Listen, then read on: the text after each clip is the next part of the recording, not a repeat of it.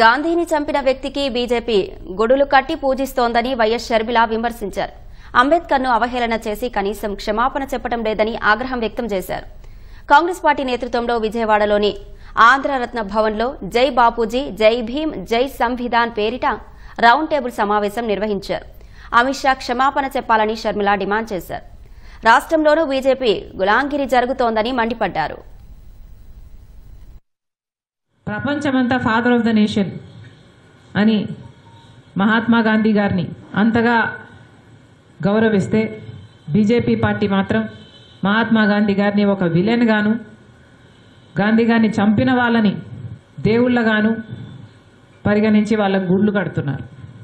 దళితులనైతేనేమి, దేశ ప్రజలనైతేనేమి, రాజ్యాంగాన్నైతేనేమి నాశనం చేసే ప్రయత్నం చేస్తుంది బీజేపీ పార్టీ. అందుకనే ఈరోజు కాంగ్రెస్ పార్టీ ఈ పోరాటాన్ని చేపట్టింది.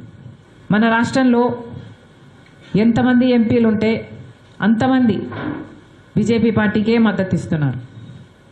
అది తెలుగుదేశం కానివ్వండి, వైసీపీ కానివ్వండి, చంద్రబాబు గారైనా, జగన్మోహన్ రెడ్డి గారైనా, పవన్ కళ్యాణ్ గారైనా, వివిధ పార్టీల్లో ఉండి కూడా బీజేపీ ఇంత ఘోరంగా చేస్తున్నా కూడా ఈరోజు అదే పార్టీకి మద్దతిస్తూ అదే బీజేపీ పార్టీకి గులాంగిరి చేస్తున్నారు. అందుకే ఈరోజు కాంగ్రెస్ పార్టీ మీ అందరి మద్దతు కూడా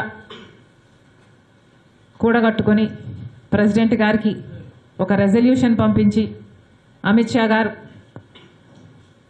రిజైన్ చేసేటట్టు, బీజేపీ పార్టీ క్షమాపణ చెప్పేటట్టు ఒక రెజల్యూషన్ కూడా ఈరోజు పాస్ చేయాలని నిర్ణయించి మీ అందరినీ ఆహ్వానించడం జరిగింది.